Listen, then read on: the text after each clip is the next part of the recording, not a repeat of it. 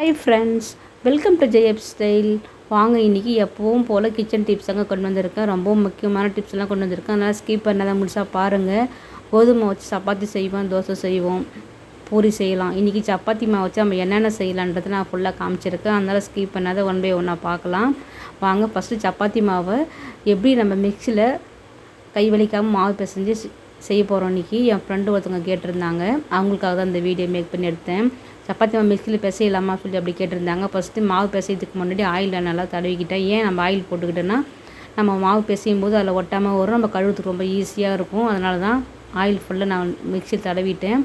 நான் தேவையான அளவு மாவு போட்டுக்கிட்டேன். அதுக்கு தேவையான அளவு சால்ட் உப்பு சேர்த்துக்கலாம். கொஞ்சமாக தண்ணி ஊற்றி இப்போ வந்து மிக்சியில் நம்ம வந்து ரிவேர்ஸ் மோடு இருக்குது இல்லையா, அதில் ரிவேர்ஸ் பல்ஸு மோடு போட்டு நம்ம அடிச்சிக்கலாம். தண்ணி நம்ம ஒரே டைமே சேர்க்கக்கூடாது, கொஞ்சம் கொஞ்சமாக சேர்த்து ஒரு 3-4 டைம் சேர்த்து நம்ம இங்கே ரிவேர்ஸில் நீங்கள் பல்ஸு மோடு அடிச்சிங்கன்னா உங்களுக்கு வந்து மாவு நல்லா வந்து சாஃப்டாக நல்லா வரும். நீங்கள் கை வலிக்க டைம் ஒதுக்கி இப்போ மாவு பிசையவே தேவையில்லை, அவ்வளோ நல்லாயிருக்கும். பாருங்கள், நல்லா மாலை மேலே வந்திருக்கு பாருங்கள், நல்லா பூத்துக்கிட்டு. தண்ணி வந்து ஒரு டைமில் ஊற்றாதீங்க, கொஞ்சம் கொஞ்சமாக ஊற்றி நம்ம ரிவேர்ஸில் அடிக்க மாவு வந்து நல்லா சாப்பிட்டு நல்லா கடித்தட்டி இல்லாமல் நல்லா நைஸாக நம்மளுக்கு வந்து மாவு பிசைஞ்சு வரும். இப்படி தான் நம்ம பிசையணும். இதுக்கு கிரைண்டர் கூட இருக்குதுங்க மாவு பிசைறதுக்கு, அந்த ஆப்ஷன்லாம் இருக்குது. நம்ம மிக்சிலே நம்ம வந்து அது மாதிரி கிரைண்டர் நம்ம எல்லா வீட்லேயும் இருக்குன்னு சொல்ல முடியாது இல்லையா, நம்ம மிக்சிலே வந்து இது மாதிரி நம்ம ஈஸியாக மாவு பிசைஞ்சிக்கலாம். இது பெரிய குடும்பத்துக்கு நாங்கள் எப்படிங்க பேசுறதுன்னு கேட்டிங்கன்னா நீங்கள் 2 டைம் 3 டைம் போட்டுக்கலாம். எங்கள் சின்ன குடும்பத்துக்கு நாங்கள் 2 டைம் 1 டைம் போட்டுக்கிட்டு எங்களுக்கு கரெக்டாக இருந்துச்சு. நிறைய பேர் இருந்தால் நீங்கள் வந்து உங்களுக்கு எப்படியோ அது மாதிரி எத்தனை டைம் வருதோ அப்படி போட்டு எடுத்துக்கோங்க. இங்கே பாருங்கள், நல்லா வந்து கொஞ்சம் நல்லா பிசைஞ்சிடுச்சு. இன்னும் கொஞ்சம் நம்மளுக்கு தண்ணி தேவை. நான் இன்னொரு டைமு தண்ணி ஊற்றி இப்போ பிசைஞ்சிக்கிறேன். இதே மாதிரி நீங்கள் சப்பாத்தி பிசைஞ்சு செஞ்சிங்கன்னா அந்த சப்பாத்தி ரொம்ப சாஃப்டாக இருக்கும், நல்லாயிருக்கும் சாப்பிடவே. கையில் பிசைது இந்த மிக்சியில் செஞ்சுட்டு இருந்தால் இந்த மாவு வந்து நல்லா சாஃப்ட்னஸ் கொடுத்து நல்லா அருமையாக இருக்கும் சப்பாத்தி. நான் திரும்ப தண்ணி சேர்த்துக்கிட்டேன் இல்லையா, பாருங்கள் நல்லா வந்து பிசைஞ்சிடுச்சு. ஈஸியான முறை நம்மளுக்கு. சப்பாத்திக்கு மாவு பிசைஞ்சு 1/2 hour ஊற வச்சு ரொம்ப லேட் ஆகும். இப்போ நம்ம மிக்சியில் வந்து 2 செகண்ட் கூட இல்லை, நம்ம சீக்கிரமாக அரைச்சிட்டோம். இதை நம்ம அப்படியே ஒரு 10 நிமிஷம் வச்சு ஊற வச்சுட்டு அதை அப்படியே தேய்க்க ரொம்ப ஈஸியாக இருக்கும். பாருங்கள், நல்லா வந்து மாவு பிசைஞ்சிடுச்சு. அதேமாரி இந்த மிக்சியில் கூட சுத்தமாக ஒட்டவே இல்லை. பாருங்கள், நம்ம பாத்திரத்தில் பிசைகிற மாதிரி தான் கையை வேற ரொம்ப லேட்டாகும் கழுவணும், அந்த பேஷன் கழுவணும், மாவு பிசைகிற பேஷன் ரொம்ப ஈஸியாகிடுச்சு. பாருங்கள், இப்போது நல்லா வந்து மாவு பிசைஞ்சிடுச்சு. நம்ம அந்த மாவு வந்து ஒரு பேஷனில் நம்ம இப்போ மாற்றிக்கலாம். இங்கே பாருங்கள், நம்ம ஆயில் போட்டு தானே நம்ம மாவு பிசைஞ்சோம். இங்கே பாருங்கள், அதில் கொஞ்சம் கூட ஒட்டவே இல்லை. பாருங்கள், அந்த மிக்சியில் எல்லாமே நம்ம வந்து கையில் வச்சு நான் இந்த பிளைடு இடுக்கெலாம் இருக்குது இல்லையா, அதெல்லாம் எடுத்து விட்டுக்கிட்டேன். இப்போ நல்லா வந்து க்ளீனாகவே இருக்குது பாருங்கள் மிக்சி. நான் வந்து சுத்தமாக வந்து கொஞ்சம் கூட நம்மளுக்கு வந்து ரொம்ப விடாப்படியாக ஒட்டிக்கிட்ட மாதிரிலாம் இருக்கவே இருக்காது. நல்லாவே க்ளீனாக இருந்தால் நம்ம முதல்ல ஆயில் தடவினால நம்மளுக்கு ரொம்ப கழுவுறது ரொம்ப ஈஸியாக தான் இருக்கும். பாருங்கள், மாவு நம்ம வந்து அழகாக கரெக்டாக ஆகிடுச்சு. இப்போ நம்ம கையில் வந்து கொஞ்சம் லைட்டாக பிசைஞ்சிக்கலாம், ஈவனாக எல்லாம் ஆகிற மாதிரி.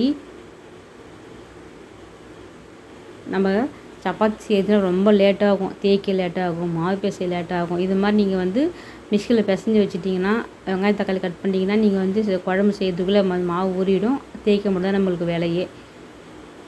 இதுக்கு முன்னாடி போட்ட வீடியோ நான் சொல்லியிருக்கேன் சப்பாத்திகளை எப்படி ஈஸியாக தேய்க்கிறதுன்னு, அதையும் நீங்கள் ஃபாலோ பண்ணி பாருங்கள் டைம் இருக்கும்போது. லாஸ்ட்டாக போட்ட வீடியோ அதை பற்றி தான் போட்டிருக்கேன். அப்புறம் நம்ம மாவு பிசைஞ்சு அந்த கையும் நம்ம அந்த பவுலும் நம்ம கழுவுறது ரொம்ப கஷ்டமாக இருக்கும் இல்லையா, அதேமாரி நம்ம வந்து இந்த மிக்சி நம்ம ஒட்டவே இருந்தால் இதை கழுவுறதுக்கு ரொம்ப ஈஸியான மெத்தட் சொல்லி கொடுக்குறேன். இங்கே பாருங்கள், தண்ணியை நல்லா அந்த தண்ணியை ஊற்றிட்டு மிக்சியில் வந்து நல்லா அடிச்சுக்கிட்டேன். அடித்த உடனே அந்த எக்ஸ்ட்ரா மாவு ஒட்டிக்கிட்டு இருக்கு இல்லையா, அது நல்லா நீட்டாக க்ளீன் ஆகிடுச்சு. பாருங்கள், இந்த மிக்சி கழுவுற வேலையே நமக்கு ரொம்ப ஈஸி.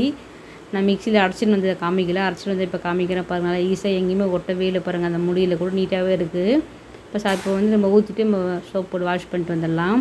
மாவு பிசையதும் ஈஸி, அதை வாஷ் பண்ணுறது ரொம்ப ஈஸி. அதுவும் கை வலிக்காமல் நம்ம அதில் வந்து எப்படா பிளேட்ஸ் அதில் மாவு ஒட்டிக்கிட்டு இருக்குமே கழுவுது ரொம்ப கஷ்டம் நினச்சா அதுக்கு ரொம்ப கஷ்டமே இல்லை. ஈஸியாக நம்ம வந்து தண்ணியை ஊற்றி பல்சு மோடில் போட்டு அதுவும் நம்ம க்ளீனாகிடும். மிக்சியும் கழுவிக்கலாம் ஈஸியாக. அடுத்து நம்ம சப்பாத்தி தேய்ச்சி வச்சுட்டோம்.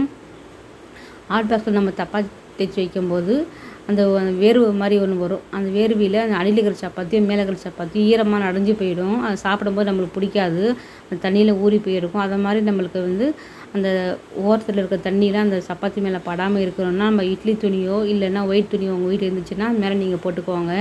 நான் வந்து எங்கள் வீட்டில் ஒயிட் துணி இருந்துச்சு, நான் மேலே போட்டுக்கிட்டேன். இது மாதிரி நீங்கள் போட்டு வச்சிங்கன்னா அந்த சப்பாத்தி வந்து ஈரப்பதம் கொஞ்சம் கூட இருக்கவே இருக்காது. நீங்கள் மறுநாள் சாப்பிட்டா கூட அந்த மாதிரி வந்து உங்களுக்கு எதுவும் கெட்டும் போகாது. மேலே இருக்கிற சப்பாத்தியும் அடியில் இருக்கிற சப்பாத்தி நம்மளுக்கு ஃப்ரெஷ்ஷாக எப்படி செஞ்சோமோ அதே மாதிரியே இருக்கும். அந்த வெறும் தண்ணியெல்லாம் மேலே படாமல் தண்ணி உள்ளே இறங்காமல் நம்மளுக்கு வந்து ஃப்ரெஷ்ஷாகவே இருக்கும். சூடும் சீக்கிரம் ஆறாமவே இருக்கும். கண்டிப்பாக இந்த டிப்பை நீங்கள் ஃபாலோ பண்ணி பாருங்கள். சப்பாத்தி செஞ்சீங்கன்னா இதேமாதிரி பண்ணுங்கள். இப்போ இட்லி தோசைக்கெலாம் நம்மளுக்கு வந்து அப்படி பண்ணணும் அவசியம் இல்லை. சப்பாத்தியில் ஈரப்பதம் நம்ம படக்கூடாது இல்லையா? அதனால் இப்போ பண்ணி பார்த்தீங்கன்னா உங்களுக்கு சூப்பராக இருக்கும் சப்பாத்தி. கண்டிப்பாக இந்த டிப்பு ரொம்ப பிடிச்சது. நீங்கள் ஃப்ரெண்டுக்கு ஷேர் பண்ணி பிடிச்சிருக்கும் ஷேர் பண்ணுங்கள். அடுத்து வாங்க சப்பாத்தி செஞ்சுட்டு இருக்கும்போது எண்ணெய் கொஞ்சம் லைட்டாக சிந்திடுச்சு கீழே கவுண்டர் டாப்பில். அது அப்படியே அந்த ப்ரஷ்ஷில் நம்ம தேய்க்கும்போது எல்லா இடத்துலையுமே ஆகிடுச்சு. சரி அந்த எண்ணெய் நம்ம சீக்கிரம் போகணும் அப்படின்றதுனால நான் என்ன பண்ணேன், நம்ம தேய்க்கும் மாவு மேலே தூவி தேய்ப்பேன். சப்பாத்தி தேய்க்கும் போது அந்த மாவு நம்ம கைப்பட்ட மாவு தானே டப்பாவில் ஸ்டோர் பண்ணி வச்சுக்கோ, அதில் கொட்டினா அதுவும் கெட்டு போயிடும். அதனால் வந்து அந்த வேஸ்ட்டாக இருக்கிற மாவை நம்ம வந்து ஆயில் ஊற்றிக்கிச்சு இல்லையா, அது மேலே லைட்டாக தூவிக்கலாம். தூவி நம்ம தேய்ச்சோன்னா அந்த ஆயில் பட்ட இடம் கொஞ்சம் கூட நம்மளுக்கு இருக்கவே இருக்காது. கவுண்டர் டாப் நல்லா க்ளீன் ஆகிடும். இங்கே பிறகு இது மாதிரி நியூஸ் பேப்பர் ஒன்று எடுத்துக்கோங்க. நியூஸ் பேப்பரை போட்டு இப்போ தேய்ச்சிங்கன்னா அந்த இடத்துல நம்ம வந்து ஆயில் கொட்டின தடையுமே நம்மளுக்கு தெரியவே தெரியாது. அந்த இடம் ரொம்ப நீட்டாக க்ளீன் ஆகிடும். அந்த எண்ணெய்லாம் நம்ம கோதுமாவும் பேப்பர் நல்லா உறிஞ்சிக்கும். நம்மளுக்கு வந்து அந்த எண்ணெய் கொட்டிச்சானே நம்மளுக்கு தெரியவே தெரியாது. நம்ம வேற ஒரு துணியில் நம்ம துடைச்சிட்டா பார்க்கவே நம்மளுக்கு நீட்டாக இருக்கும். அதனால் எண்ணெய் கொட்டினாலும் நம்மளுக்கு உடனே வந்து அங்கத்தில் நம்ம எதாவது சமைக்கும் போது ஒரு பாத்திரம் வைப்போம், அந்த பாத்திரத்தில் அந்த எண்ணெய்லாம் நம்மளுக்கு நல்லா பிடிச்சிக்கும் இல்லையா? அது மாதிரி இல்லாமல் பாருங்கள் அந்த மாவு வச்சு இப்போது இந்த கவுண்டர் டாப் நல்லா க்ளீன் பண்ணிட்டோம் பாருங்கள். இங்கே கோதுமாவில் க்ளீன் பண்ணிட்டோம். கோதுமை சப்பாத்தி பேசுறதுக்கு ரொம்ப ஈஸியாக செஞ்சு காமிச்சிட்டேன். இதில் எந்தெந்த டிப்ஸ் உங்களுக்கு பிடிச்சிட்டு மறக்காமல் மென்ஷன் பண்ணுங்கள் ஃப்ரெண்ட்ஸ். இப்போ வாங்க நம்ம இது போட்டுக்கிட்டோம் இல்லைங்க பாருங்கள், அது எல்லாம் நீட்டாக எல்லாமே அந்த ஆயில் ஃபுல்லாக நம்மளுக்கு வந்து உறிஞ்சிடுச்சு கோதுமாவும் அந்த பேப்பரும். அடுத்து இன்னொரு நாள் என் சப்பாத்தி செய்யும்போது அதேமாதிரி அந்த மாவு தூவும் இல்லையா, அந்த மாவு எக்ஸ்ட்ரா மீந்துருச்சு. அந்த மாவு வேஸ்ட்டு பண்ணக்கூடாதுன்னு அந்த மாவை கேஸ் அடுப்பு மேலே நிறைய எண்ணெய் பிசு இருந்துச்சு. அதையும் எண்ணெய் பிசு இல்லாமல் அதையும் நல்லா நீட்டாக க்ளீன் பண்ணிட்டேன் பாருங்கள். கவுண்டர் டாப்பிலேருந்து அந்த பேக்ரவுண்டு அந்த டைல்ஸ்லேருந்து எல்லாமே நம்ம எண்ணெய் தெரிக்கும் இல்லையா, அது எல்லாமே க்ளீன் பண்ணிட்டேன். அடுத்து அது மேலே நம்ம ஸ்டாண்டை வைப்போம் இல்லையா, அந்த ஸ்டாண்டை வந்து எங்களுக்கு வந்து பட்டர்ஃப்ளை கம்பெனி தான். நாளடைவில் அது எல்லாமே அந்த பெயிண்ட்லாம் போய் தோல் உறிஞ்சிடுச்சு. அதில் தாளிக்கும் போது அந்த எண்ணெய் பிசுலாம் ரொம்ப அதிகமாக இருந்துச்சு.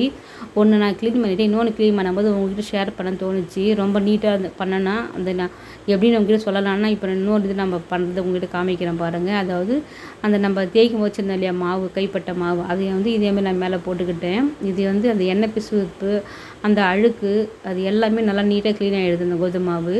நீங்கள் பாருங்கள், நம்ம வேஸ்ட்டாக கை வச்சு ஸ்டோர் பண்ண மாவில் கொட்ட மாட்டோம் இல்லையா, அந்த மாவு வச்சு தான் இன்றைக்கி நான் வந்து எண்ணெய் சிந்துருச்சு அதையும் க்ளீன் பண்ணிட்டேன். அந்த அடுப்போட ஸ்டாண்ட் நம்ம க்ளீன் பண்ணிக்கலாம். கிச்சன் ஃபுல்லாகவே நான் நீட்டாகவே க்ளீன் பண்ணிட்டேன். டைல்ஸிலேருந்து கிச்சன் கவுண்டர் டாப்லேருந்து கேஸ் அடுப்புலேருந்து எல்லாமே இந்த கோதுமை வச்சு தான் நான் க்ளீன் பண்ணி காமிச்சிருக்கேன். ஏற்கனவே நான் வீடியோவும் போட்டிருக்கேன். கேஸ் அடுப்பில் நிறைய பிசு இருந்தால் அதெல்லாம் நான் வந்து கோதுமை மாவு நல்லா ஈஸியாக க்ளீன் பண்ணி கொடுத்துரும். அதை நான் போட்டிருக்கேன், அதையும் போயிட்டு பாருங்கள் ஃப்ரெண்ட்ஸ். இப்போ பாருங்கள், இதை நல்லா க்ளீன் பண்ணிக்கிட்டேன். நம்ம தேய்க்க அது இருக்கிற அந்த பிசுப்பு தன்மை அழுக்கு எல்லாமே நம்மளுக்கு வந்து கையில் ஒட்டிட்டு வந்துடும். அதுக்கப்புறம் நீங்கள் ஸ்டீல் நாரை போட்டு தேய்ச்சிங்கன்னா நல்லா பளிச்சுன்னு பிரைட்டாக ஆகிடும் இந்த ஸ்டாண்டு. ஃபஸ்ட்டு ஸ்டார்டிங்கில் வந்து எங்களுக்கு தோல் உரியாமல் தான் இருந்துச்சு. ஹீட் ஆக நல்லா படப்படியாக தோல் உரிஞ்சிட்டு வந்துருச்சு. அது பார்க்கவே ஒரு மாதிரியாக இருந்தது. அதில் வந்து நிறைய அழுக்கு சேர்ந்துச்சு. நான் இப்போ வந்து இது மாதிரி கோதுமை வச்சு க்ளீன் பண்ணிட்டேன். க்ளீன் பண்ணி நான் 2 ஸ்டாண்டும் போட்டுட்டேன். அது ஏற்கனவே உங்ககிட்ட சொல்லியிருக்கேன் இல்லையா, கவுண்டர் டாப் க்ளீன் பண்ணிவிட்டேன். பார்க்க நீட்டாக இருக்குல்ல. தேங்க்யூ ஃபார் வாட்சிங். பாய்.